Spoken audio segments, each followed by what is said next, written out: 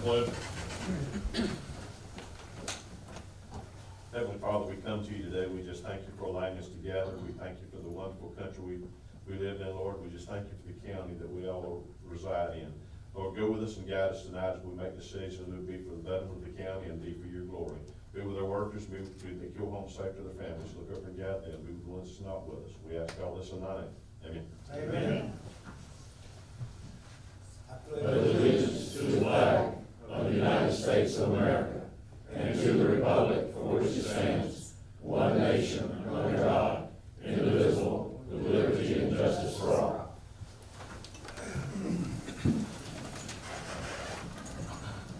Roll call, commissioners present.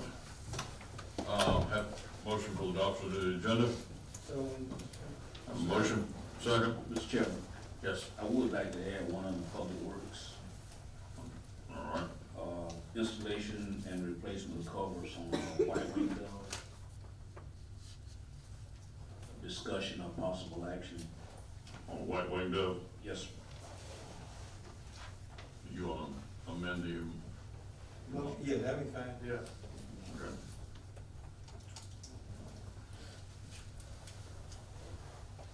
Okay, we have a amended motion and second, for the public works. All those in favor? Nays, same sign. Motion approved, okay. Petition from public, There are none. okay. Approval of the minutes from the regular meeting held January 9th, and also the approval of minutes for the special meeting held the 16th of January. Motion to approve. Okay, motion and second. Any discussion? Hearing none. All those in favor? Motion passes. All right, constitutional officers. Hey, Mr. Hardy, you want to speak later? Approve the consent agenda. Motion to approve. Second. Okay. Any discussion? All those in favor? All opposed, same sign. Consent agenda approved. Any unfinished business? We don't have any listed. Do we have? Ms. Kaufman, you got? Okay. Public Works. Review the possible approval for bids on the road department, pickup trucks. Mr. Lonnie, you wanna come forward?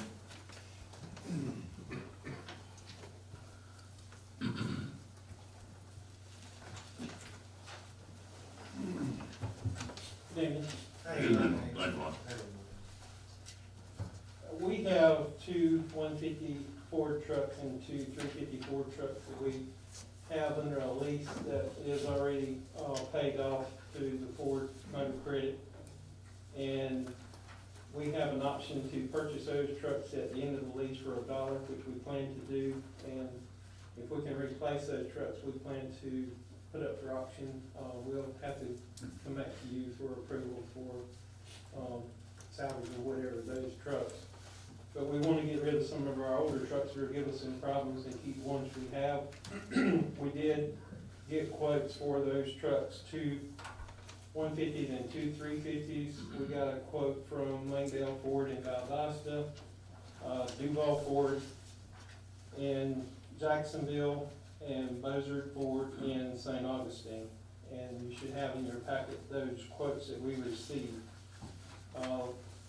Langdale had Ford Motor Credit to combine all four trucks together. You can see the individual prices on the quote sheets that they gave us.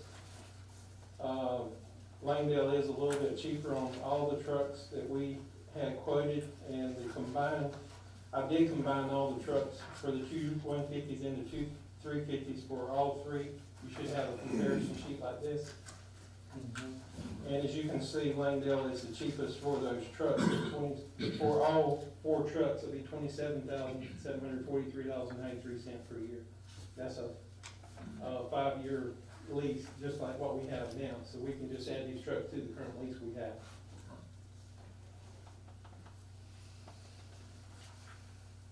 And how many y'all gonna get rid of, Lonnie?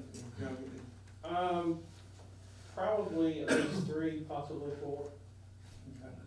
We'll come back back to you for that approval at a later date.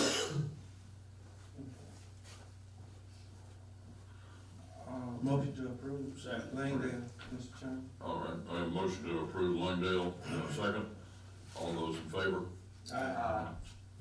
Opposed, same sign. All right, motion passes. On the, next item, discussion regarding drainage ditch, supervised elections and sporting goods building right over here next door. Mr. Kaufman, you want to address that, or just?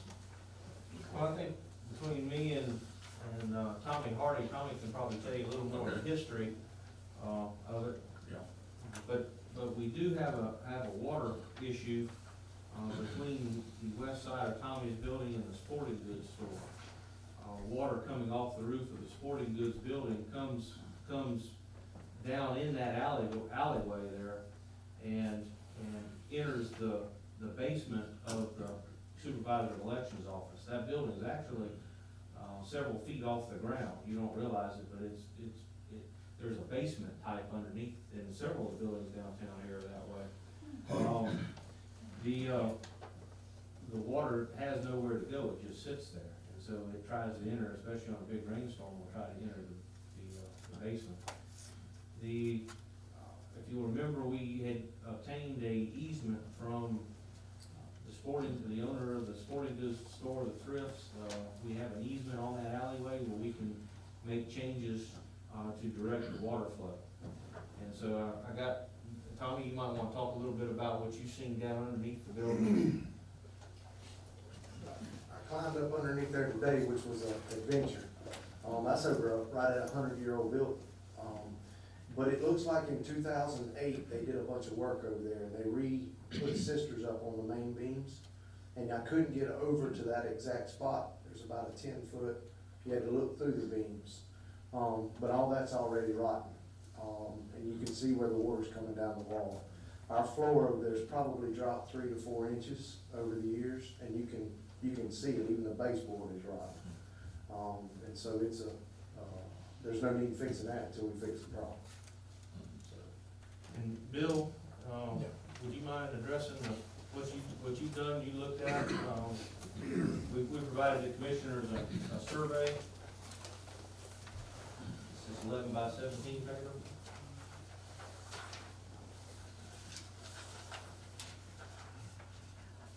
What we did, we had Briggs come in and do some survey for us, which is the black lettering and numbering that's underneath the thing, the drawing. I came up with the red that's on there. We can actually put basically a 10-foot wide valley gutter down the center of that thing. We can get it out to the street out front, or to the sidewalk. It'll be about 6 or 7 inches deep behind the sidewalk. Then we're planning on just cutting through the sidewalk, putting 5 4-inch PVCs in there, getting rid of that driveway or that's coming up the sidewalk, adding upright curb there, and just punching the PVC through the curb. Once it gets in the street, it'll just go wherever it's going now. It'll require either building a little retainage around some of the existing air conditioners, or lifting them up and paving under the air conditioners. All kinds of utilities in there, water, sewer, gas, that will have to be addressed and raised. But you can actually get the water out of there if you pay close attention to your grades as you're going through there. So we're looking at paving the whole thing between the 2 buildings and hopefully getting rid of all that water out before it can actually get into the 2 buildings. Right now, even the sporting goods gets it in their back building. And we got 2 bids, I guess you want to go over. Yeah, you can. We weren't sure tonight if we'd have those in place, but Bill did get some prices. I got some prices for one, and Danny Klein gave me a price, as well as Wayne Faust. Wayne came in at $13,000,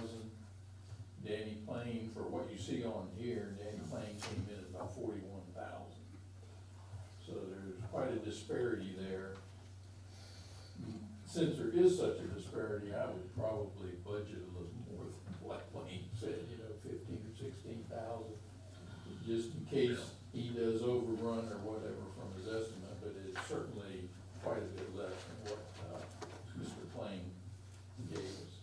His price was based on what this was laid out to be though, right? Yeah, Did he give you an alternative? yeah. And it came in at, what was that, about 25? 25,000. That's what I said, Okay. And Is that's that just based putting, on what Wayne said he would do? Or is no, that? that's just based on putting just a 4 or 5 foot valley gutter up next to the supervisor elections and then leaving the rest dirt. And then trying to do something with the downspouts on the back of the sporting goods building. Which really, if you're gonna go to the trouble to fix the problem, I'd get rid of all the dirt. Now, the reason most of the prices are high, even Wayne's pretty high, is because it's all handwork. I mean, everything he does, he might be able to get a little bit of it with a mini backhoe or a little, skid steer, but that's about it. So, Bill, this calls for a high point in the middle valley, so to go each way? No, it's a valley all the way from the back to the front. You get about, there's about, let's see, if you have a valley in the back, it's like a 190, and up behind the curve would be about a 189.4. So you've got about 6/10 of a foot, about that much drop through the 100 feet. And doing it in concrete, you can get a decent flow where it can get out of there. You're just gonna have a lot of survey control. So it will all flow south then to All Picnic flow Trail. north. North, I mean, excuse me, not north to Yeah, Picnic. and then we'll just have to, put like, chases through the sidewalk, come back, redo the sidewalk. From the sidewalk, you won't even see anything, but there will be like a little flume behind the sidewalk that'll